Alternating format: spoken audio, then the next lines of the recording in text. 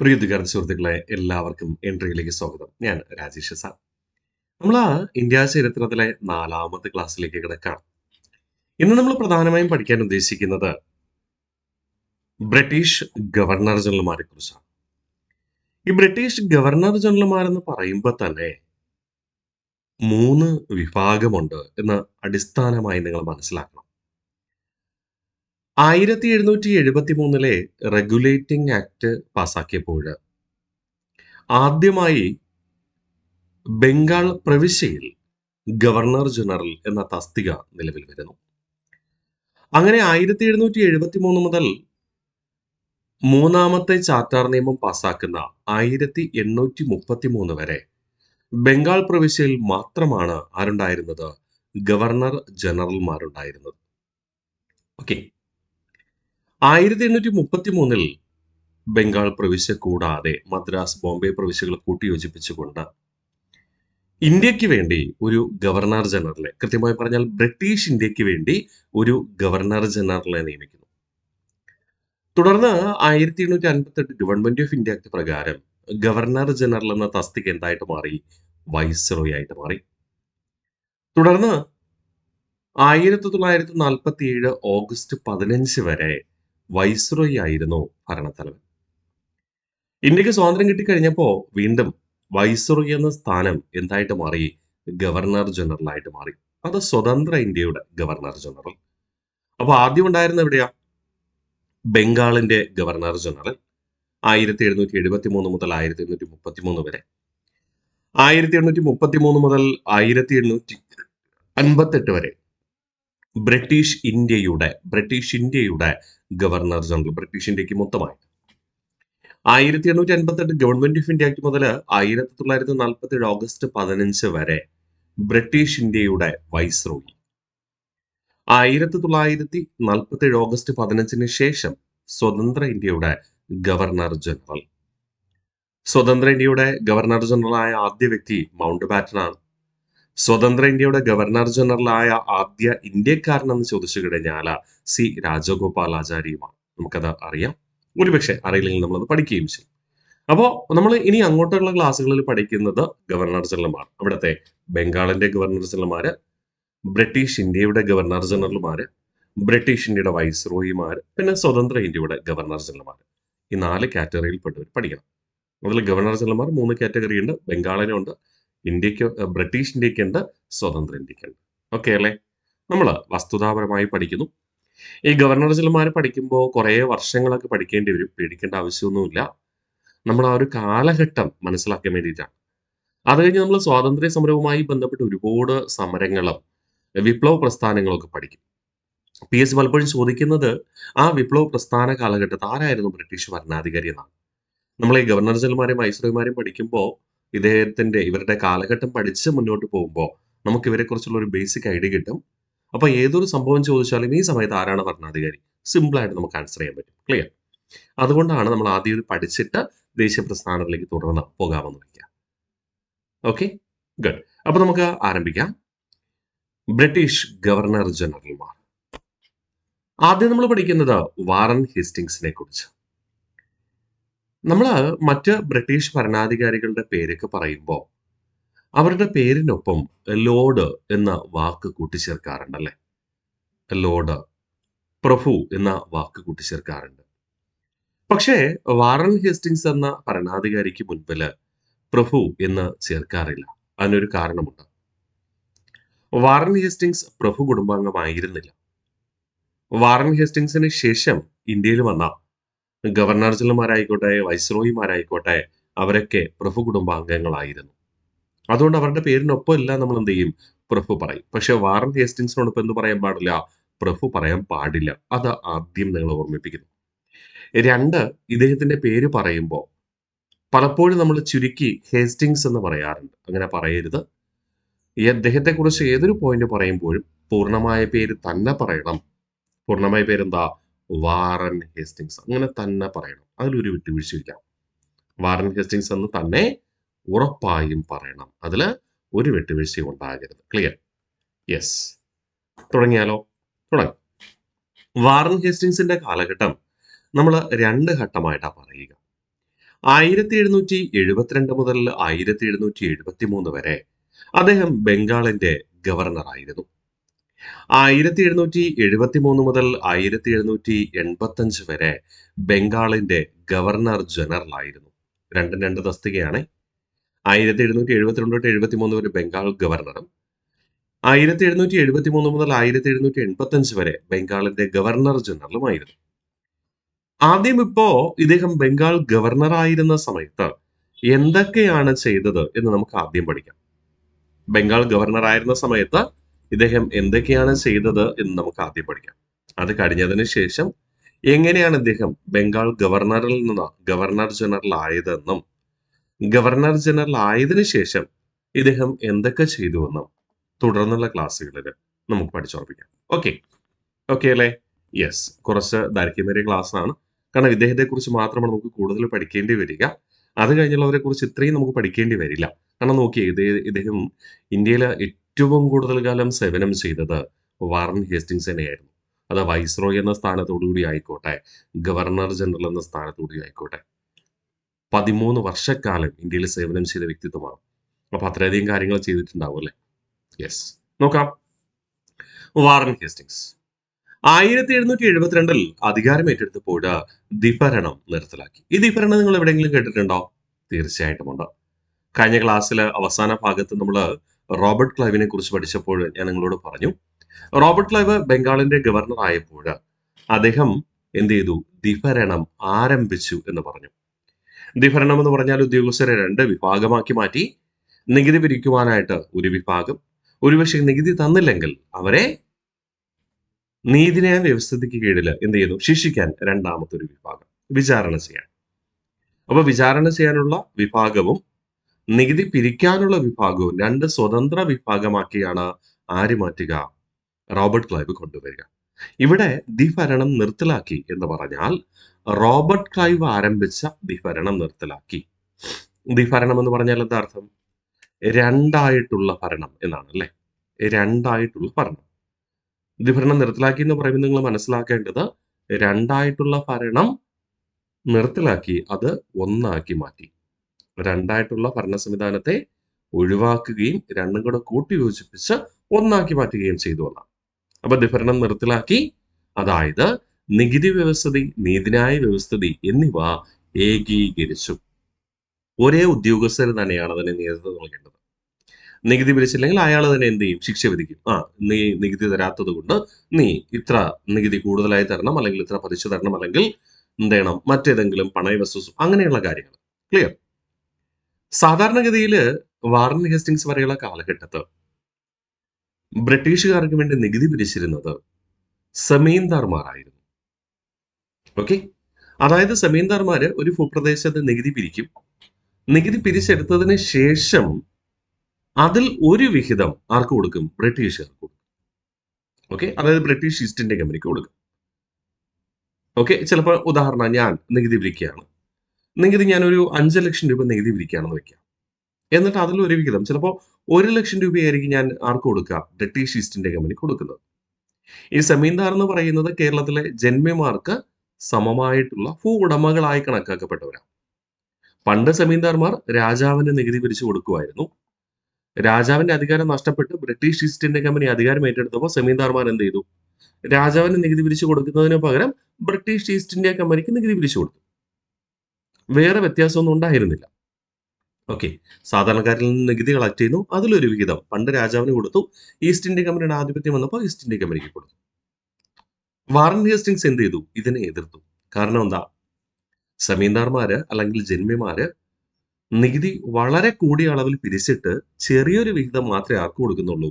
East India കമ്പനിക്ക് കൊടുക്കുന്നു. Warren Hastings പറഞ്ഞു, ഈ പരിപാടി ഇനി വേണ്ട. അതുകൊണ്ട് ഞാൻ പരമ്പരാഗത നികുതി പിരിവ് അഥവാ പരമ്പരാഗത സെമീന്ദാർ നികുതി ഘടന ഞാൻ ഒഴിവാക്കാം.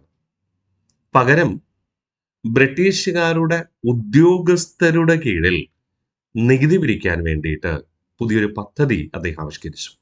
ഓക്കെ, അപ്പോൾ പരമ്പരാഗത സെമീന്ദാർ നികുതി ഘടന ഒഴിവാക്കുകയും 1772 കിൻകിനീൽ സമ്പ്രദായം ആരംഭിക്കുകയും ചെയ്തു. പരമ്പരാഗതമായ സെമീന്ദാർ നികുതി സമ്പ്രദായം ഒഴിവാക്കിയിട്ട് 1772 എന്ത് ആരംഭിച്ചു? കിൻകെനികൾ സമ്പ്രദായം ആരംഭിച്ചു. എന്താണ് ഈ കിൻകെനികൾ സമ്പ്രദായം എന്ന് അറിയാമോ?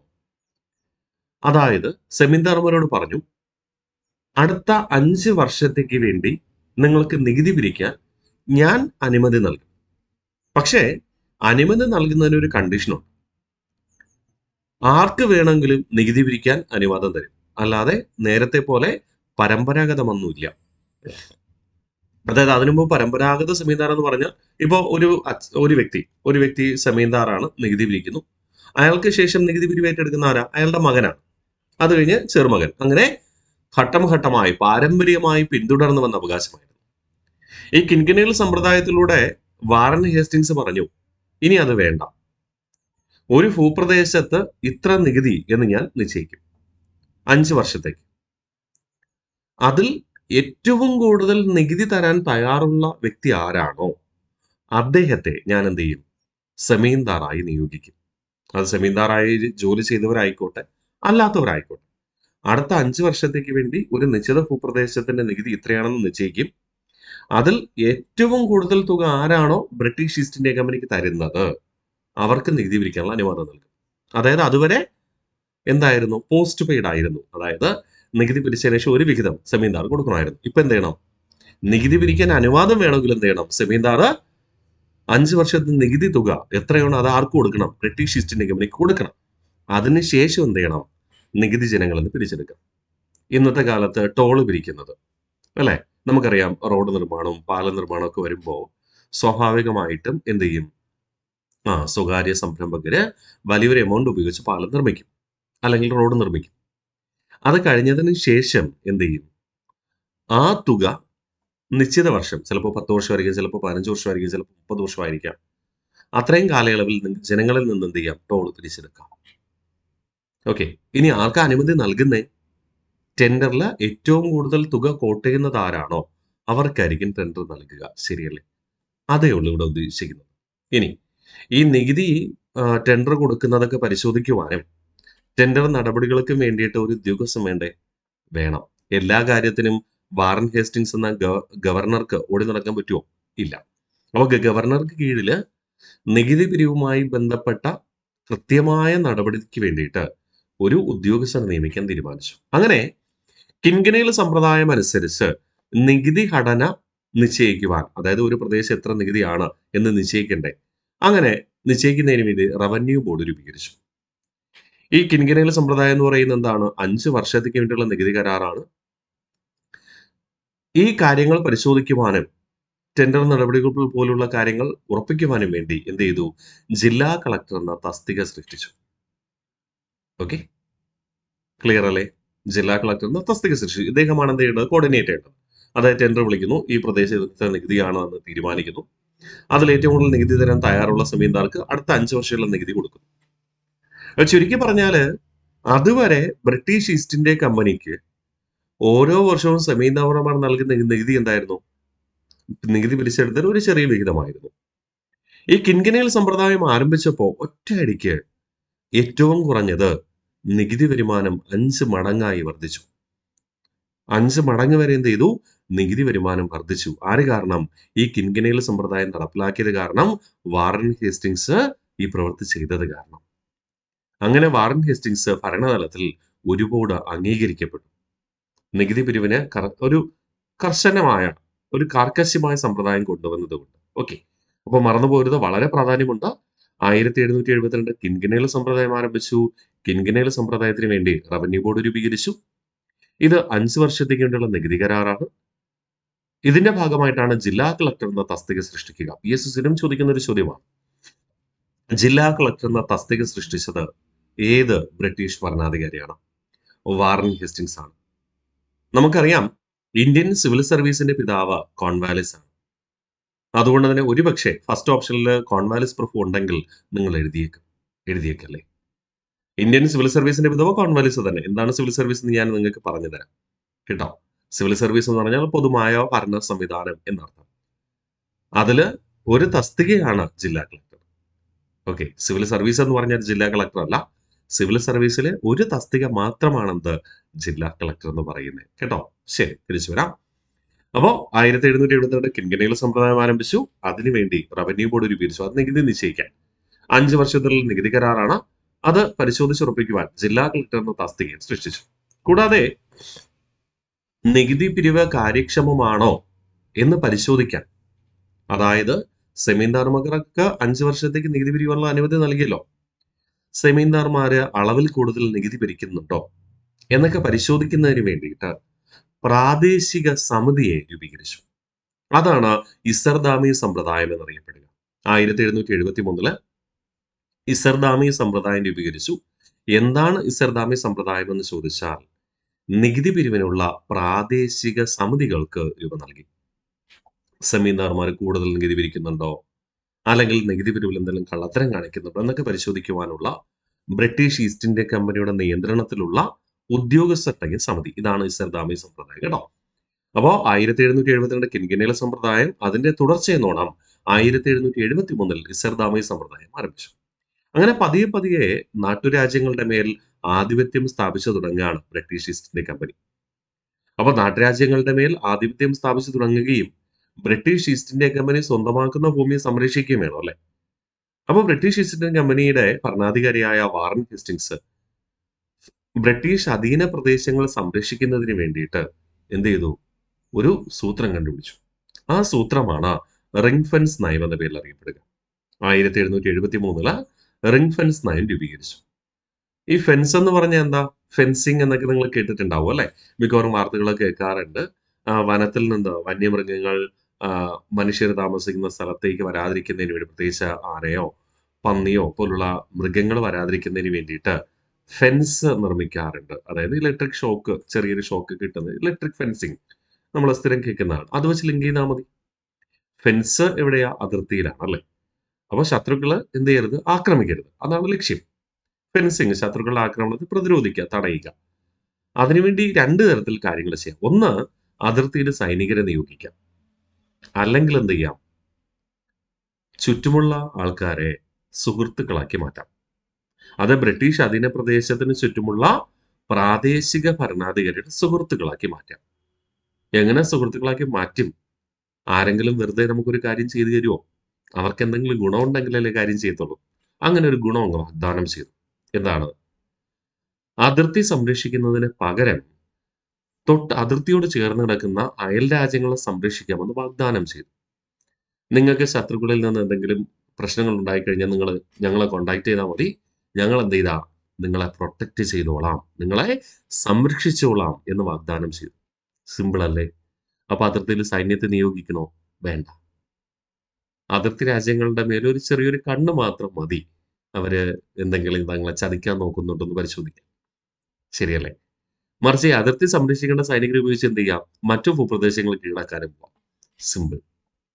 ഇനി മറ്റു ഭൂപ്രദേശങ്ങൾ കീഴടക്കാൻ പോകുമ്പോൾ ഈ അതിർത്തിയിലുള്ള സുഹൃത്തുക്കളായ രാജ്യങ്ങളുടെ സഹായം തേടിക്കൂടെ?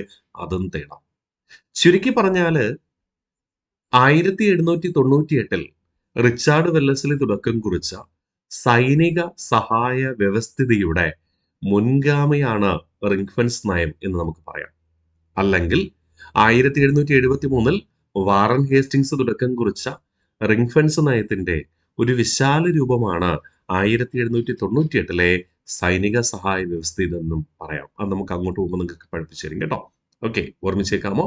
അപ്പൊ 1773 റിംഗ് ഫെൻസ് നയം രൂപീകരിച്ചു. അതിർത്തി സംരക്ഷിക്കുന്നതിന് പകരം അയൽ രാജ്യങ്ങളെ സംരക്ഷിക്കുക എന്നതായിരുന്നു റിംഗ് ഫെൻസ് നയത്തിന്റെ ഉദ്ദേശ ലക്ഷ്യം എന്ന് പറയുന്നത്. ക്ലിയർ? അപ്പൊ ഇത്രയും കാര്യങ്ങളാണ് ഇദ്ദേഹം ഗവർണർ ആയിരിക്കെ ചെയ്തത്. ഒന്നുകൂടെ നമുക്ക് റിവിഷൻ ചെയ്താലോ? Okay, yes. വാറൻ ഹേസ്റ്റിങ്സ് 1773 മുതൽ 73 വരെ ബംഗാളിന്റെ ഗവർണർ ആയിരുന്നു. 1773 മുതൽ 1785 വരെ ബംഗാളിന്റെ ഗവർണർ ജനറൽ. 1772 ദ്വിഭരണം നിർത്തലാക്കി. ദ്വിഭരണം ആരംഭിച്ചാര? റോബർട്ട് ക്ലൈവ് ആയിരുന്നു. നികുതി വ്യവസ്ഥയും നീതിന്യായ വ്യവസ്ഥയും 2 എന്ന രീതിയിലാണ് റോബർട്ട് ക്ലൈവ് ആരംഭിക്കുക. അത് രണ്ടും കൂടെ ഏകീകരിച്ചു, അല്ലെങ്കിൽ ദ്വിഭരണം നിർത്തലാക്കുകയാണ് ആര് ചെയ്തത്? Warren Hastings. ഓക്കെ. പരമ്പരാഗത സെമീന്ദാർ നികുതി ഘടന ഒഴിവാക്കി. പകരം 1772 കിൻകനേൽ സമ്പ്രദായം ആരംഭിച്ചു. എന്താണ് കിൻകനേൽ സമ്പ്രദായം? റവന്യൂ ബോർഡ് രൂപീകരിച്ചു. നികുതി നിശ്ചയിക്കുന്നതിന് വേണ്ടി 5 വർഷത്തേക്ക് വേണ്ടിയുള്ള നികുതി കരാറാണ് കിൻകനേൽ സമ്പ്രദായം. ജില്ലാ കളക്ടർ എന്ന തസ്തിക സൃഷ്ടിച്ചു. 1773 ഇസർദാമി സമ്പ്രദായം സ്ഥാപിച്ചു. എന്താണ് ഇസർദാമി സമ്പ്രദായം? നികുതി പിരിവിനുള്ള പ്രാദേശിക സമിതി രൂപീകരിച്ചു എന്നതാണ്. 1773 റിംഗ് ഫെൻസ് നയം രൂപീകരിച്ചു. എന്ന് പറഞ്ഞാൽ അതിർത്തി സംരക്ഷിക്കുന്നതിന് പകരം അയൽ രാജ്യങ്ങളെ സംരക്ഷിക്കാമെന്ന് വാഗ്ദാനം ചെയ്യുക. ചെലവ് കുറഞ്ഞ സംരക്ഷണ മാർഗമാണ്. ഇനി 1773 ബ്രിട്ടീഷ് പാർലമെന്റ് ഈസ്റ്റ് ഇന്ത്യ കമ്പനിയെ നിയന്ത്രിക്കുന്നതിന് വേണ്ടിയിട്ട് എന്ത് ചെയ്തു? റെഗുലേറ്റിംഗ് ആക്ട് പാസ്സാക്കി. നിയന്ത്രിക്കുന്നു എന്നതിനേക്കാൾ ഉപരി ഈസ്റ്റ് ഇന്ത്യ കമ്പനിക്ക് കൂടുതൽ അധികാരം നൽകുന്നതായിരുന്നു 1773 റെഗുലേറ്റിംഗ് ആക്ട്. കേട്ടോ, 1773 റെഗുലേറ്റിംഗ് ആക്ട് എന്തിനു വേണ്ടിയായിരുന്നു? 1773 റെഗുലേറ്റിംഗ് ആക്ടിലൂടെ ഈസ്റ്റ് ഇന്ത്യ കമ്പനിക്ക് നികുതി പിരിവിനുള്ള കൂടുതൽ അധികാരങ്ങൾ നൽകിയെന്നർത്ഥം. കൂടുതൽ അധികാരം നൽകുകയാണ്. ബംഗാളിന്റെ ആദ്യ ഗവർണർ ജനറലായി ആരെ നിയമിച്ചു? വാറൻ ഹേസ്റ്റിംഗ്സിനെ നിയമിച്ചു. അതുവരെ അദ്ദേഹം ആരായിരുന്നു? ബംഗാളിന്റെ ഗവർണർ ആയിരുന്നു. ബംഗാളിന്റെ ഗവർണർ ആയിരിക്കുന്ന സമയത്താണ് 1772 കിൻകനയിലെ സമ്പ്രദായം പാസാക്കുകയും നികുതി പിരിവ് ഏറ്റവും കുറഞ്ഞത് 5 മടങ്ങെങ്കിലും ആര് വർദ്ധിപ്പിച്ചത്? Warren Hastings. അതുകൊണ്ട് എന്ത് ചെയ്തു? വാറൻ ഹേസ്റ്റിംഗ്സിന് കൂടുതൽ അധികാരം നൽകുകയാണ്. കാരണം എന്താ? വാറൻ ഹേസ്റ്റിംഗ്സിന് കൂടുതൽ അധികാരം നൽകി കഴിഞ്ഞാൽ പുള്ളിക്കാരൻ കൂടുതൽ നികുതി പിരിക്കും. കൂടുതൽ നികുതി പിരിച്ചു കഴിഞ്ഞാൽ അതിൽ ഒരുവിധം കൃത്യമായിട്ട് ആർക്ക് കിട്ടും? ബ്രിട്ടീഷ് പാർലമെന്റിന് കിട്ടും. ശരിയല്ലേ? അതുകൊണ്ട് ഈസ്റ്റ് ഇന്ത്യ കമ്പനിക്ക് കൂടുതൽ അധികാരം നൽകുന്നതിന് വേണ്ടിയിട്ടാണ് 1773 റെഗുലേറ്റിംഗ് ആക്ട് പാസ്സാക്കിയത്. ഓക്കെ, പക്ഷേ പിന്നീട് അവർക്ക് മനസ്സിലായി, ബ്രിട്ടീഷ് പാർലമെന്റ് മനസ്സിലാക്കി, ഇങ്ങനെ ബ്രിട്ടീഷ് ഈസ്റ്റ് ഇന്ത്യ കമ്പനിയെ കയറഴിച്ചു വിടാൻ പറ്റില്ല എന്നൊരു തോന്നലുണ്ടായപ്പോൾ 1773 റെഗുലേറ്റിംഗ് ആക്ടിലെ വ്യവസ്ഥകൾ പരിശോധിക്കുവാനും ബ്രിട്ടീഷ് ഈസ്റ്റ് ഇന്ത്യ കമ്പനിയെ നിയന്ത്രിക്കുന്നതിനും വേണ്ടിയിട്ട് 1784 എന്ത് കൊണ്ടുവന്ന്? പിറ്റ്സ് ഇന്ത്യ ആക്ട് കൊണ്ടുവന്നു. അങ്ങനെ നമ്മൾ പഠിക്കാം. ഇന്നലെ നമ്മളത് പഠിക്കും, ഓർമ്മിക്കുക. അപ്പോൾ 1773 റെഗുലേറ്റിംഗ് ആക്ട് പ്രകാരം ഈസ്റ്റ് ഇന്ത്യ കമ്പനിക്ക് കൂടുതൽ അവകാശങ്ങൾ നൽകുകയാണ്. ആ അവകാശങ്ങൾ നിയന്ത്രിക്കുന്ന നിയമമായിരുന്നു 1784 പിറ്റ്സ് ഇന്ത്യ ആക്ട്. അത് നമ്മൾ അങ്ങോട്ട് പോകും പഠിക്കും. ഇവിടെ നമുക്ക് പഠിച്ച് മുന്നോട്ട് പോവാം. എങ്കിലും മനസ്സിലിരിക്കട്ടെ കേട്ടോ. അപ്പോൾ 1773 റെഗുലേറ്റിംഗ് ആക്ട് പാസ്സാക്കി. ഈ റെഗുലേറ്റിംഗ് ആക്ടിന്റെ അടിസ്ഥാനത്തിൽ ബംഗാളിന്റെ ആദ്യ ഗവർണർ ജനറലായി ആരെ നിയമിച്ചു? വാറൻ ഹേസ്റ്റിംഗ്സിനെ നിയമിച്ചു. അപ്പോൾ വാറൻ ഹേസ്റ്റിംഗ്സിന് പ്രൊമോഷൻ കിട്ടി. ഓക്കെ, തുടർന്ന് കൽക്കട്ട ബ്രിട്ടീഷ് ഇന്ത്യയുടെ തലസ്ഥാനമായി സ്വീകരിച്ചു. അപ്പൊ കൽക്കട്ടയെ ബ്രിട്ടീഷ് ഇന്ത്യയുടെ തലസ്ഥാനമായി സ്വീകരിച്ചത് എന്നാന്ന് ചോദിച്ചു കഴിഞ്ഞാൽ എന്നാണ്? 1773 റെഗുലേറ്റിംഗ് ആക്ട് പ്രകാരം. ഓക്കെ, ഇനി നികുതി ചോദിക്കുമ്പോൾ കൊടുക്കാതിരുന്നാൽ എന്താ സംഭവിക്കുക? നീതിന്യായ വിഭാഗം ശിക്ഷിക്കും, അല്ലെ? ജുഡീഷ്യറി ശിക്ഷിക്കും എന്നർത്ഥം. അപ്പൊ ജുഡീഷ്യറി സ്ട്രോങ് ആക്കിയാൽ, ശക്തമാക്കിയാൽ നികുതി കൊടുക്കാതിരിക്കുന്നവരുടെ എണ്ണം കുറയ്ക്കാൻ പറ്റും. ആ നികുതി ചോദിച്ചു കഴിഞ്ഞാൽ ഉടൻ തന്നെ കൊടുക്കും, ശിക്ഷ പേടി കാരണം, അല്ലെ? അപ്പൊ ജുഡീഷ്യറി സ്ട്രോങ് ആക്കാൻ വേണ്ടി റെഗുലേറ്റിംഗ് ആക്ടിന്റെ അടിസ്ഥാനത്തിൽ 1773 ആദ്യ സുപ്രീം കോടതി ഇവിടെ ആരംഭിച്ചു? കൽക്കട്ടയിൽ ആരംഭിച്ചു. 1773 റെഗുലേറ്റിംഗ് ആക്ടിന്റെ അടിസ്ഥാനത്തിൽ 1774 ആദ്യ സുപ്രീം കോടതി എവിടെ ആരംഭിച്ചു? കൽക്കട്ടയിൽ ആരംഭിച്ചു. അതിന്റെ ചീഫ് ജസ്റ്റിസ് എന്ന് പറയുന്നത് എലിജ ഇംബെ ആയിരുന്നു. ചീഫ് ജസ്റ്റിസ് എന്ന് പറഞ്ഞത് എലിജ ഇംബെ ആയിരുന്നു. മറ്റ് 3 ജഡ്ജിമാരും ഉണ്ടായിരുന്നു. അപ്പൊ മൊത്തം എത്ര പേരാ? 4 ജഡ്ജിമാർ. അതിൽ ഒരു ചീഫ് ജസ്റ്റിസ്, മറ്റ് 3 ജഡ്ജിമാരും. ഓക്കെ, ചീഫ് ജസ്റ്റിസിന്റെ പേര് മാത്രം പഠിച്ചാൽ മതി, എലിജ ഇംബെ. ചീഫ് ജസ്റ്റിസിന്റെ പേര് എന്താണ്? എലിജ ഇംബെ. മറക്കില്ലല്ലോ? ഇല്ല. ഓക്കെ, 1774 ഭരണപരമായി ബന്ധപ്പെട്ട ആശയവിനിമയം വർദ്ധിപ്പിക്കുക എന്ന ലക്ഷ്യത്തോടു കൂടി ആദ്യത്തെ ജനറൽ പോസ്റ്റ് ഓഫീസ് GPO കൽക്കട്ടയിൽ ആരംഭിച്ചു. അപ്പൊ ആദ്യത്തെ ജനറൽ പോസ്റ്റ് ഓഫീസ് GPO കൽക്കട്ടയിൽ ആരംഭിച്ചത് ആരാണ്? വാറൻ ഹേസ്റ്റിംഗ്സ് ആണ്. എന്നാൽ ഇന്ത്യയിൽ ആദ്യമായി തപാൽ സംവിധാനം ആരംഭിച്ചത് ആരെന്ന് ചോദിച്ചാൽ നമ്മൾ ആരെ പേര് പറയും? ആരെ പേര് പറയും? യെസ്, റോബർട്ട് ക്ലൈവിന്റെ പേര് പറയും. 1767 ഇന്ത്യയിലെ ആദ്യത്തെ ജനറൽ പോസ്റ്റ് ഓഫീസ് ആരംഭിച്ചത് ആര്? GPO ആരംഭിച്ചത് ആരെന്ന് ചോദിച്ചാൽ ആരെ പേര് പറയും? വാറൻ ഹേസ്റ്റിംഗ്സിന്റെ പേര് പറയും. 1774 കൽക്കട്ട. ഓക്കെ, അപ്പോൾ 1773 റെഗുലേറ്റിംഗ് ആക്ടും അതുമായി ബന്ധപ്പെട്ട് രൂപീകരിച്ച 2 സംവിധാനങ്ങളുമാണ് നമ്മൾ ഈ സ്ലൈഡിൽ പഠിച്ചത്, അല്ലെ? എന്തൊക്കെയാ? 1773 റെഗുലേറ്റിംഗ് ആക്ട് പാസ്സാക്കി. അത് പ്രകാരം ബംഗാളിന്റെ ആദ്യ ഗവർണർ ജനറലായി വാറൻ ഹേസ്റ്റിംഗ്സിനെ നിയമിച്ചു. കൽക്കട്ട ബ്രിട്ടീഷ് ഇന്ത്യയുടെ തലസ്ഥാനമായി സ്വീകരിക്കപ്പെട്ടു. 1774 ആദ്യ സുപ്രീം കോടതി കൽക്കട്ടയിൽ ആരംഭിച്ചു. അതിന്റെ ചീഫ് ജസ്റ്റിസ് എന്ന് പറയുന്നത് ആരാണ്? എലിജ ഇംബെ. എലിജ ഇംബെയെ കൂടാതെ മറ്റ് 3 ജഡ്ജിമാരും ഉണ്ടായിരുന്നു. 1774 ആദ്യത്തെ ജനറൽ പോസ്റ്റ് ഓഫീസ് എവിടെ ആരംഭിച്ചു? കൽക്കട്ടയിൽ ആരംഭിച്ചു. ഇനി ഇതുമായി ബന്ധപ്പെട്ടതും നമുക്ക് ബന്ധമുണ്ട് എന്ന് തോന്നുന്നതും എന്നാൽ പൂർണ്ണമായി ബന്ധമില്ലാത്തതാണ് ഇനി അടുത്ത് പറയുന്നത്. അപ്പോൾ ഇന്ത്യയിൽ ആദ്യ സുപ്രീം കോടതി എന്ന് ആരംഭിച്ചെന്ന് ചോദിച്ചാൽ നമ്മൾ എന്ന് പറയും 1774 കൽക്കട്ടയിൽ എന്ന് പറയണം.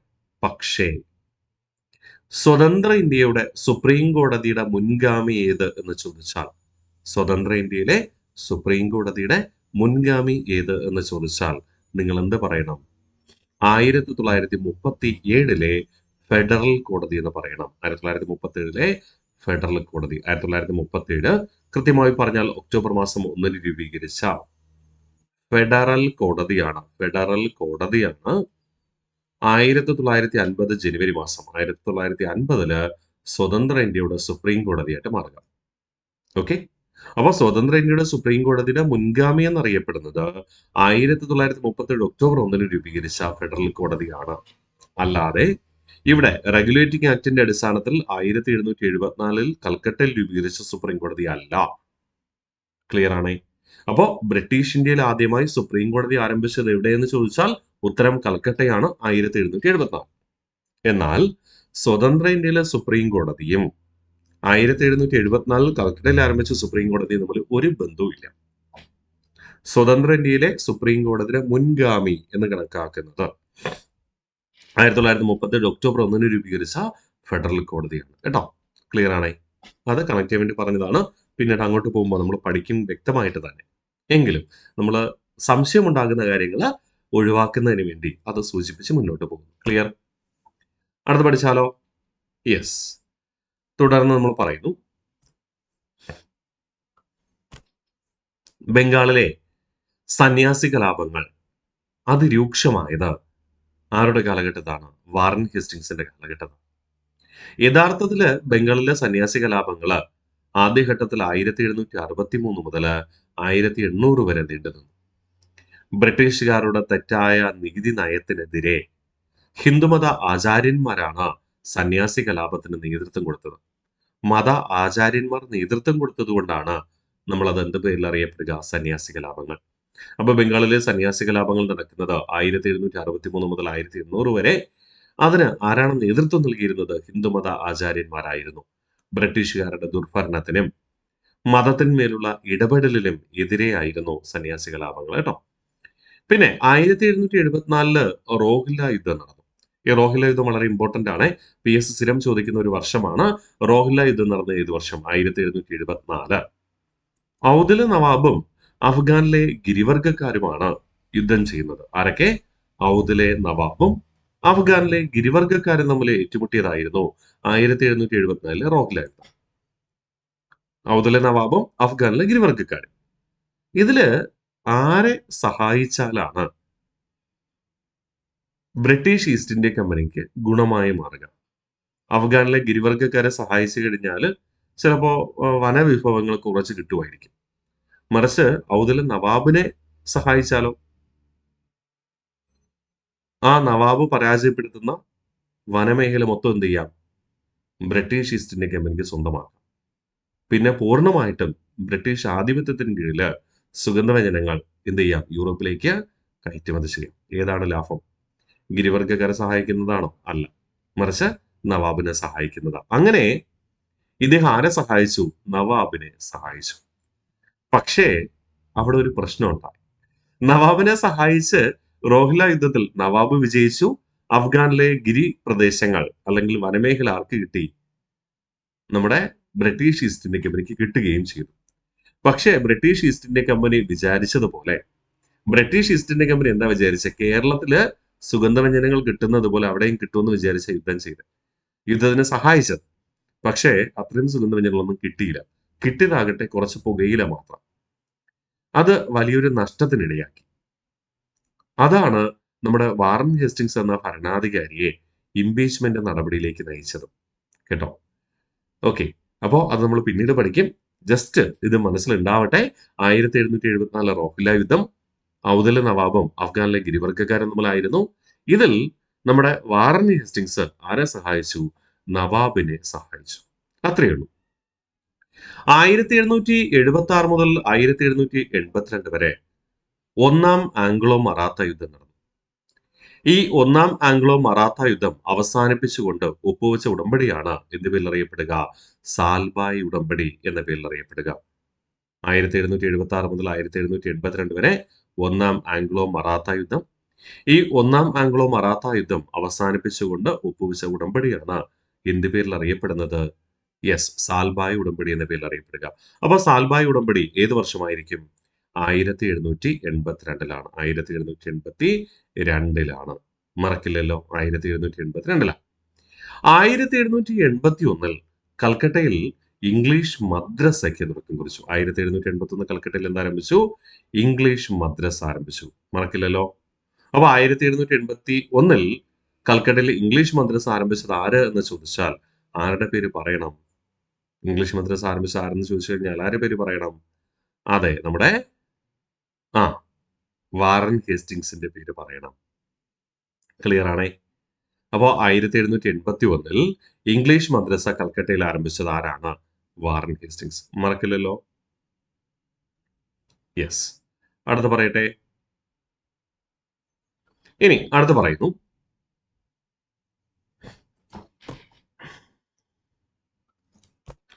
ആയിരത്തി 1784 ബംഗാൾ ആസ്ഥാനമാക്കിക്കൊണ്ട് റോയൽ ഏഷ്യാറ്റിക് സൊസൈറ്റി ആരംഭിച്ചു. ഡൗട്ട് ഉണ്ടാവല്ലേ?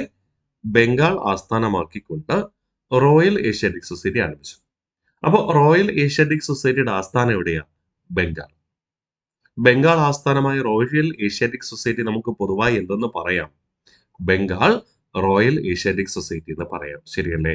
ബംഗാൾ റോയൽ ഏഷ്യാറ്റിക് സൊസൈറ്റി എന്ന് പറയാം. Okay, Bengal royal Asiatic society എന്ന് പറയാം. അപ്പോൾ ഈ ബംഗാളിലെ റോയൽ ഏഷ്യാറ്റിക് സൊസൈറ്റിക്ക് നേതൃത്വം നൽകിയത് ആരെന്ന് ചോദിച്ചാൽ, ബംഗാളിലെ റോയൽ ഏഷ്യാറ്റിക് സൊസൈറ്റി ആരംഭിച്ചത് ആരാണ്? ബംഗാളിലെ റോയൽ ഏഷ്യാറ്റിക് സൊസൈറ്റി ആരംഭിച്ചത് ആരാണ്?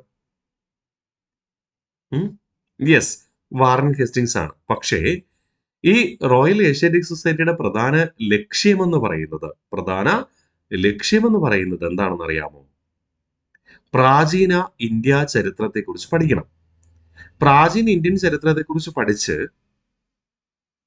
പ്രധാനപ്പെട്ട എന്തെങ്കിലും കാര്യങ്ങൾ ലഭിച്ചാൽ അത് ലോകത്തിന് പ്രയോജനകരമാണെങ്കിൽ എന്ത് ചെയ്യുക? ലോകത്തെ അറിയിക്കുക. അപ്പൊ പ്രാചീന ഇന്ത്യ ചരിത്രത്തെക്കുറിച്ച് പഠിക്കണം. പഠിച്ചിട്ട് കണ്ടെത്തുന്ന കാര്യങ്ങൾ ലോകത്തിന് പ്രയോജനകരമാണ് എന്ന് തോന്നിയാൽ എന്ത് ചെയ്യണം? ലോകമൊട്ടാകെ പ്രചരിപ്പിക്കണം. അതാണ് ലക്ഷ്യം. ലോകമൊട്ടാകെ പ്രചരിപ്പിക്കണം എന്നതാണ് ലക്ഷ്യം. ക്ലിയർ ആണ്? ഓക്കെ. അപ്പോൾ ലോകമൊട്ടാകെ പ്രചരിപ്പിക്കുക എന്ന് പറയുമ്പോൾ എന്ത് ചെയ്യണം? ഇംഗ്ലീഷിലേക്ക് പരിഭാഷപ്പെടുത്തണം എന്നാണ്. ഇനി ഇന്ത്യ ചരിത്രത്തെക്കുറിച്ച് പഠിക്കണമെങ്കിൽ ഒരു ചരിത്രകാരനല്ലേ പഠിക്കാൻ പറ്റത്തുള്ളൂ. അതെ, അതുകൊണ്ട് തന്നെ നമ്മൾ എങ്ങനെ പറയും? യെസ്. അപ്പൊ 1784 ബംഗാൾ ആസ്ഥാനമായി റോയൽ ഏഷ്യാറ്റിക് സൊസൈറ്റി സ്ഥാപിച്ചത് ആരാണ്? വാറൻ ഹേസ്റ്റിങ്സ് തന്നെ. അതിന് നേതൃത്വം നൽകിയത് ആരാണ്? വില്യം ജോൺസ് ആയിരുന്നു. ഈ വില്യം ജോൺസ് എന്ന് പറയുന്ന വ്യക്തി ആരെന്നറിയാമോ? നമ്മുടെ കൽക്കട്ടയിലെ സുപ്രീം കോടതി ആരംഭിച്ചില്ലേ 1774? അവിടുത്തെ 3 ജഡ്ജിമാരിൽ ഒരാളായിരുന്നു ഈ വില്യം ജോൺസ് എന്ന് പറയുന്നത് കേട്ടോ. നമ്മുടെ വാറൻ ഹേസ്റ്റിങ്സിന്റെ ആത്മാർത്ഥ സുഹൃത്തു കൂടെയാണ് വില്യം ജോൺസ് എന്ന് പറയുന്നത്. ചരിത്രകാരനാണ്, അതോടൊപ്പം നമ്മുടെ ജഡ്ജി കൂടെയാണ് ആര്? വില്യം ജോൺസ് എന്ന് പറയുന്നത്. ഓക്കെ. അപ്പോൾ 1774 ബംഗാൾ ആസ്ഥാനമായി റോയൽ ഏഷ്യാറ്റിക് സൊസൈറ്റി ആരംഭിച്ചതാരാ? Warren Hastings. അതിന് നേതൃത്വം നൽകിയതാരാ? William Jones. അപ്പോൾ വില്യം ജോൺസിന്റെ നേതൃത്വത്തിൽ ഒരു കൂട്ടം ചരിത്രകാരന്മാര് പ്രാചീന ഇന്ത്യയെക്കുറിച്ച് പഠിച്ചു. അപ്പോൾ പ്രാചീന ഇന്ത്യയിലെ ആദ്യത്തെ നിയമസംഹിത എന്ന് കണക്കാക്കുന്നത് മനു രചിച്ച മനുസ്മൃതിയാണ്. ആ മനുസ്മൃതിയെക്കുറിച്ച് പഠിക്കുവാൻ ആർക്ക് കഴിഞ്ഞു? വില്യം ജോൺസന് കഴിഞ്ഞു. ഇന്ത്യ ചരിത്രത്തിലെ ആദ്യത്തെ നിയമസംഹിതയല്ലേ മനുസ്മൃതി. അത് ഇഷ്ടപ്പെട്ടതുകൊണ്ട് അത് ഇംഗ്ലീഷിലേക്ക് പരിഭാഷപ്പെടുത്തി. അഭിജ്ഞാന ശാകുന്തളം അതുപോലെ കണ്ടെത്തി പഠിച്ച രണ്ടാമതൊരു പ്രാചീന ഗ്രന്ഥമാണ്. മനുസ്മൃതിയും അഭിജ്ഞാന ശാകുന്തളത്തിന്റെയും ഇംഗ്ലീഷ് പരിഭാഷ തയ്യാറാക്കിയത് ആരായിരുന്നു? വില്യം ജോൺസ് ആയിരുന്നു. അപ്പോ മനുസ്മൃതിയുടെയും അഭിജ്ഞാന ശാകുന്തളത്തിന്റെയും ആദ്യ ഇംഗ്ലീഷ് പരിഭാഷ തയ്യാറാക്കിയത് വില്യം ജോൺസ് ആണ്. ഓക്കെ. ഈ വില്യം ജോൺസ് എന്ന് പറയുന്ന ആരായിരുന്നടാ? കൽക്കട്ട സുപ്രീം കോടതിയിലെ ജഡ്ജി ആയിരുന്നു. കൽക്കട്ട സുപ്രീം കോടതിയിലെ ജഡ്ജി ആയിരുന്നു. കൽക്കട്ടയിലെ സുപ്രീം കോടതിയിലെ ആദ്യത്തെ ചീഫ് ജസ്റ്റിസ് ആരാ? എലിജ ഇംബെയാണ്. കൂടാതെ 3 ജഡ്ജിമാരില്ലേ? അതിൽ ഒരാളായിരുന്നു ആര്? വില്യം ജോൺസ് എന്ന് പറയുന്നത് കേട്ടോ. അതുപോലെ തന്നെ ഈ റോയൽ ഏഷ്യാറ്റിക് സൊസൈറ്റിയുടെ കീഴില് പഠിച്ചപ്പോ ഭഗവത്ഗീതയെ കുറിച്ച് പഠിക്കാൻ ആർക്ക് കഴിഞ്ഞു? റോയൽ ഏഷ്യാറ്റിക് സൊസൈറ്റിക്ക് കഴിഞ്ഞു. അങ്ങനെ ഭഗവത്ഗീതയുടെ ആദ്യ ഇംഗ്ലീഷ് പരിഭാഷ തയ്യാറാക്കിയത് ആരാണ്? ചാൾസ് വിൽക്കിൻസ് ആണ്. ഭഗവത്ഗീതയുടെ ഇംഗ്ലീഷ് പരിഭാഷ തയ്യാറാക്കിയത് ചാൾസ് വിൽക്കിൻസ്. മറക്കില്ലല്ലോ. ഓക്കെ. അപ്പോൾ 1784 ബംഗാൾ റോയൽ ഏഷ്യാറ്റിക് സൊസൈറ്റി സ്ഥാപിച്ചു. അതിന് നേതൃത്വം നൽകിയത് വില്യം ജോൺസ് ആയിരുന്നു. മനുസ്മൃതി, അഭിജ്ഞാന ശാകുന്തളം എന്നിവയുടെ ഇംഗ്ലീഷ് പരിഭാഷ തയ്യാറാക്കിയത് വില്യം ജോൺസ് ആണ്. ഈ വില്യം ജോൺസ് എന്ന് പറയുന്നത് കൽക്കട്ട സുപ്രീം കോടതിയിലെ ഒരു ജഡ്ജിയായിരുന്നു. ഭഗവത്ഗീതയുടെ ഇംഗ്ലീഷ് പരിഭാഷ തയ്യാറാക്കിയത് ആരാണ്? ചാൾസ് വിൽക്കിൻസുമാണ്. ക്ലിയർ ആണ്? യെസ്. ഇനി അടുത്ത് പറയുന്നു, ഇതുവരെ നമുക്ക് ഒന്നുകൂടെ റിവിഷൻ ചെയ്യാം, എന്നിട്ട് ബാക്കി പഠിക്കാം. ഓക്കെ. അപ്പോൾ വാറൻ ഹേസ്റ്റിങ്സിനെ കുറിച്ച് ഇതുവരെ പഠിച്ച കാര്യങ്ങൾ ഒന്നുകൂടെ റിവിഷൻ ചെയ്ത് ഉറപ്പിക്കാം. വാറൻ ഹേസ്റ്റിങ്സ് 1772 മുതൽ 73 വരെ ബംഗാൾ ഗവർണറായിരുന്നു. 73 തൊട്ട് 1785 വരെ ബംഗാളിന്റെ ഗവർണർ ജനറലും. 1772 വിഭരണം നിർത്തലാക്കി. എന്ന് പറഞ്ഞാൽ നികുതി വ്യവസ്ഥിതി, നീതിന്യായ വ്യവസ്ഥിതി എന്നിവ ഏകീകരിച്ച് ഒരൊറ്റ ഭരണ സംവിധാനമാക്കി മാറ്റി എന്നർത്ഥം. ഒരൊറ്റ ഭരണ സംവിധാനമാക്കി മാറ്റി എന്നർത്ഥം. ക്ലിയർ? അത് കഴിഞ്ഞ് നമ്മൾ പറയുന്നു പരമ്പരാഗതമായി സെമീന്ദാർ നികുതി ഘടന ഒഴിവാക്കി. എന്ന് പറഞ്ഞാൽ സെമീന്ദാർമാര് നികുതി പിരിക്കുന്നു, അതിൽ ഒരു വിഹിതം ബ്രിട്ടീഷുകാർക്ക് കൊടുക്കുന്നു, അല്ലെങ്കിൽ രാജാവിന് കൊടുക്കുന്നു. അതാണ് പരമ്പരാഗത സെമീന്ദാർ നികുതി ഘടന ഒഴിവാക്കി. പകരം 1772 കിൻഗനയിൽ സമ്പ്രദായം ആരംഭിച്ചു. കിൻഗനയിൽ സമ്പ്രദായത്തിൽ നികുതി നിശ്ചയിക്കാൻ റവന്യൂ ബോർഡ് സ്ഥാപിച്ചു. 5 വർഷ നികുതി കരാറിന് തുടക്കം കുറിച്ചു. ജില്ലാ കളക്ടർ എന്ന തസ്തിക സൃഷ്ടിക്കുകയും ചെയ്തു. മറക്കരുത്, ജില്ലാ കളക്ടർ എന്ന തസ്തിക സൃഷ്ടിച്ചത് ആരാണ്? വാറൻ ഹേസ്റ്റിങ്സ് ആണ്. 1773 ഇസർദാമി സമ്പ്രദായം ആരംഭിച്ചു. നികുതി പിരിവിനുള്ള പ്രാദേശിക സമിതിയാണ് ഇസർദാമി സമ്പ്രദായം എന്ന പേരിൽ അറിയപ്പെടുക. 1773 റിംഗ് ഫെൻസ് നയം രൂപീകരിച്ചു. അതിർത്തി സംരക്ഷിക്കുന്നതിന് പകരം അയൽ രാജ്യങ്ങളെ സംരക്ഷിക്കുക എന്ന നയം. ഓക്കെ. അത് ഒരു പരിധിവരെ സൈനികരെ അതിർത്തി സുരക്ഷയ്ക്ക് ഉപയോഗിക്കുന്നതിന് പകരം രാജ്യവിസ്തൃതി വർദ്ധിപ്പിക്കാൻ സഹായിക്കുകയും ചെയ്തു. 1774 റെഗുലേറ്റിംഗ് ആക്ട് പാസാക്കി. ബംഗാളിന്റെ ആദ്യ ഗവർണർ ജനറലായി ആരെ നിയമിച്ചു? വാറൻ ഹേസ്റ്റിങ്സിനെ നിയമിച്ചു. ഈ നിയമപ്രകാരം തന്നെ കൽക്കട്ട ബ്രിട്ടീഷ് ഇന്ത്യയുടെ തലസ്ഥാനമായി സ്വീകരിക്കുകയും ചെയ്തു. ചുരുക്കി പറഞ്ഞാൽ 1773 റെഗുലേറ്റിംഗ് ആക്ടിൽ ബ്രിട്ടീഷ് ഈസ്റ്റ് ഇന്ത്യ കമ്പനിക്ക്, അല്ലെങ്കിൽ ഇംഗ്ലീഷ് ഈസ്റ്റ് ഇന്ത്യ കമ്പനിക്ക് കൂടുതൽ ഉദാരമായ അധികാരങ്ങൾ നൽകിയെന്നർത്ഥം. അതായത് അവർക്ക് പരമാവധി അധികാരങ്ങൾ നൽകിയെന്നാണ്. ഈ നിയമത്തിന്റെ അടിസ്ഥാനത്തിൽ 1774 ആദ്യ സുപ്രീം കോടതി കൽക്കട്ടയിൽ ആരംഭിച്ചു. അതിന്റെ ആദ്യ ചീഫ് ജസ്റ്റിസ് എലിജ ഇംബെ ആയിരുന്നു. കൂടാതെ 3 ജഡ്ജിമാരും ഉണ്ടായിരുന്നു. എന്നാൽ സ്വതന്ത്ര ഇന്ത്യയിലെ സുപ്രീം കോടതിയുമായി ഇതിന് യാതൊരു ബന്ധവുമില്ല. സ്വതന്ത്ര ഇന്ത്യയിൽ 1950 ജനുവരി മാസം രൂപീകരിച്ച സുപ്രീം കോടതിയുടെ മുൻഗാമി എന്ന് കണക്കാക്കുന്നത് 1937 ഒക്ടോബർ മാസം 1 രൂപീകരിച്ച ഫെഡറൽ കോടതിയാണ്. ക്ലിയർ? 1773 റെഗുലേറ്റിംഗ് ആക്ടിന്റെ അടിസ്ഥാനത്തിൽ 1774 ആദ്യത്തെ ജനറൽ പോസ്റ്റ് ഓഫീസ് കൽക്കട്ടയിൽ ആരംഭിച്ചു. മനസ്സിലുണ്ടാവണം, ഇന്ത്യയിൽ ആദ്യമായി തപാൽ സർവീസ് ആരംഭിച്ചത് ആരാണ്? 1767 റോബർട്ട് ക്ലൈവ് ആയിരുന്നു. ജനറൽ പോസ്റ്റ് ഓഫീസ് ആരംഭിച്ചതാണ് ആര്? Warren Hastings. ഓക്കെ. ബംഗാളിലെ സന്യാസി കലാപങ്ങൾ ശക്തി പ്രാപിച്ചത് വാറൻ ഹേസ്റ്റിങ്സിന്റെ കാലഘട്ടത്തായിരുന്നു. പ്രധാനമായും ബംഗാളിലെ സന്യാസി കലാപങ്ങൾ 1763 മുതൽ 1800 വരെ ആയിരുന്നു. ഹിന്ദുമത ആചാര്യന്മാരാണ് ഇതിന് നേതൃത്വം നൽകുന്നത്. 1774 റോഹില്ല യുദ്ധം ഔദിലെ നവാബും അഫ്ഗാനിലെ ഗിരിവർഗക്കാരും തമ്മിലായിരുന്നു.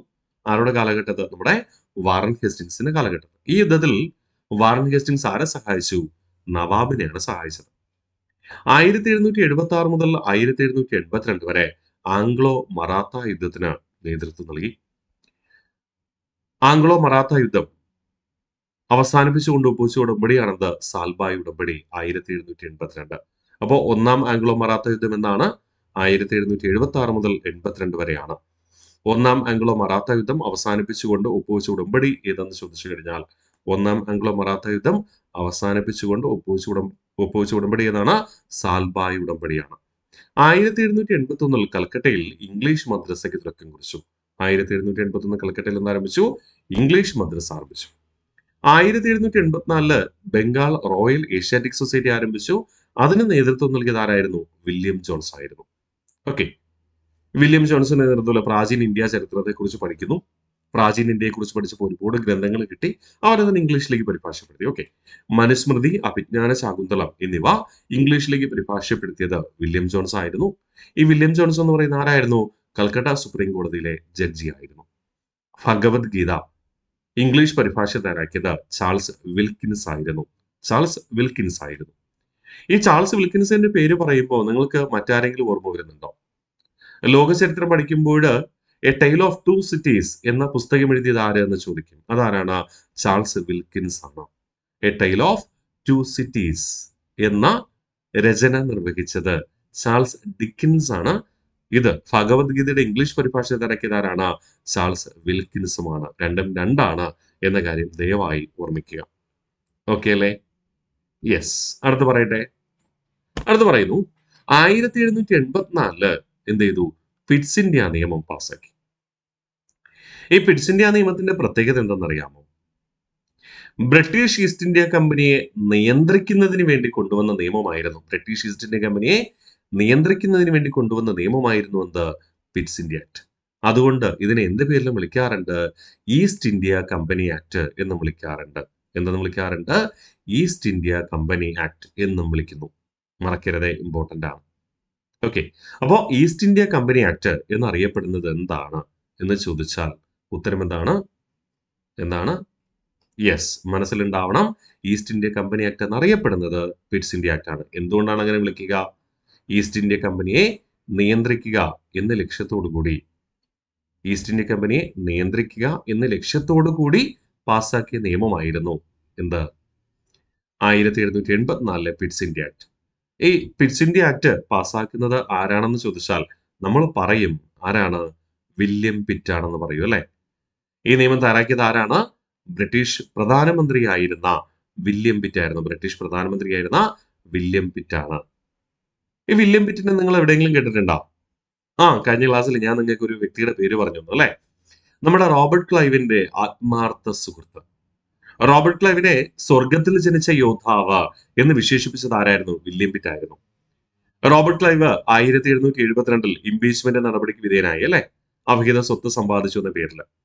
പക്ഷെ ആ സമയത്ത് പ്രതിപക്ഷത്തായിരുന്ന വില്യം പിറ്റ് എന്ന രാഷ്ട്രീയ നേതാവിന് ഒന്നും ചെയ്യാൻ കഴിഞ്ഞില്ല. റോബർട്ട് ക്ലൈവിനെ ഇംപീച്ച്മെന്റിനെ വിധേയനാക്കുന്നതിൽ പ്രമുഖ പങ്ക് വഹിച്ചത് വാറൻ ഹേസ്റ്റിങ്സ് എന്നാണ് ആര് വിശ്വസിച്ചിരുന്നത്? William pit.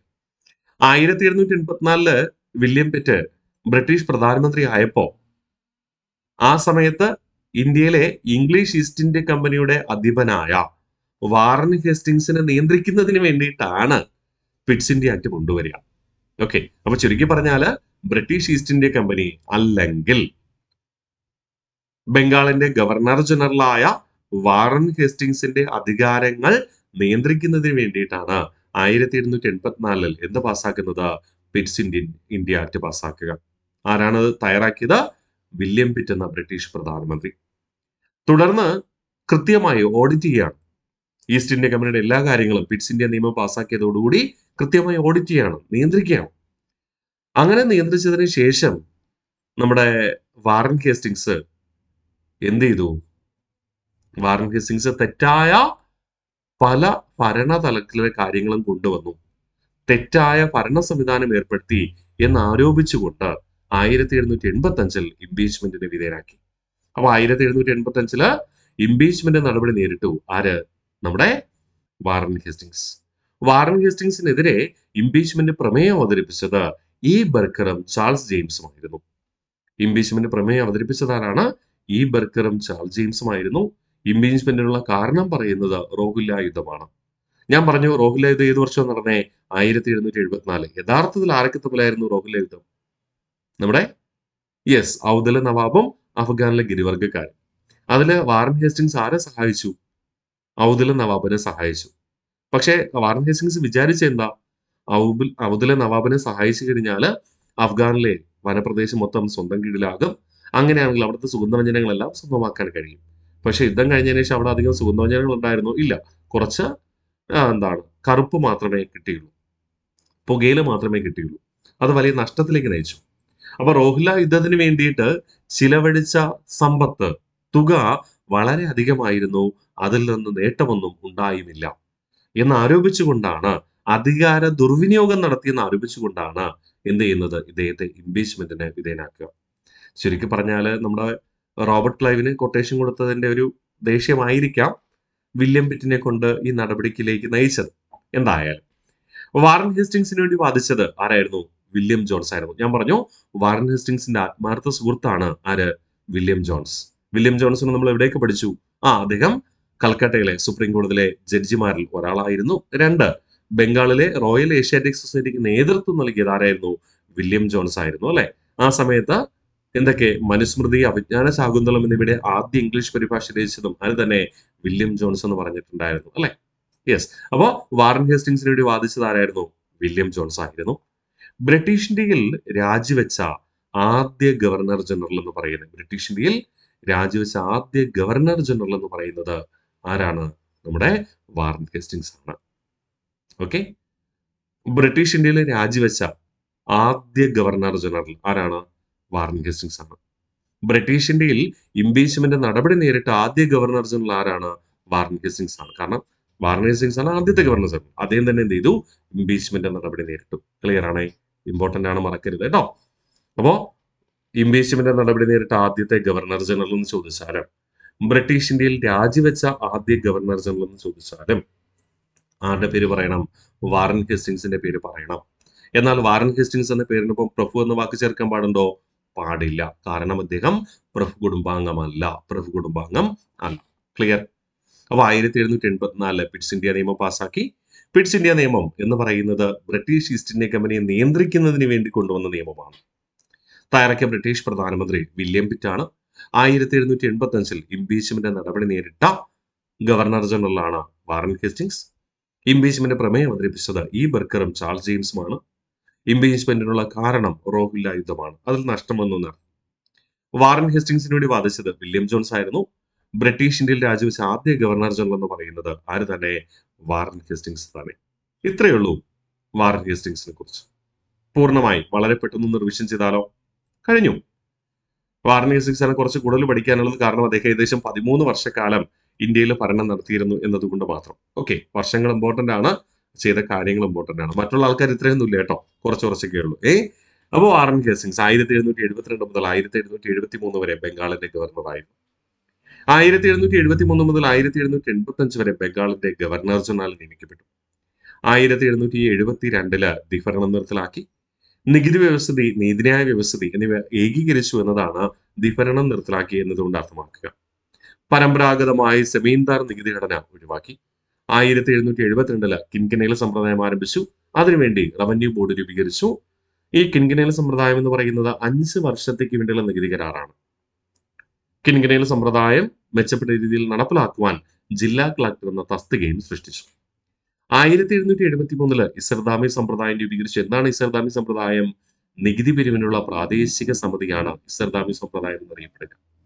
1773 റിംഗ് ഫെൻസ് നയം രൂപീകരിച്ചു. അതിർത്തി സംരക്ഷിക്കുന്നതിന് പകരം അയൽ രാജ്യങ്ങളെ സംരക്ഷിക്കുക, ചുരുക്കി പറഞ്ഞാൽ സൈനിക ചെലവ് കുറയ്ക്കുക. അത് മെച്ചപ്പെട്ട ഒരു പ്രവൃത്തിയായിരുന്നു. ഇതിന്റെ പിൻഗാമിയായിട്ടാണ് നമ്മൾ എന്തിനെ കണക്കാക്കുക? യെസ്, സൈനിക സഹായ വ്യവസ്ഥിതിയെ കണക്കാക്കുക കേട്ടോ. 1773 റെഗുലേറ്റിംഗ് ആക്ട് പാസ്സാക്കി.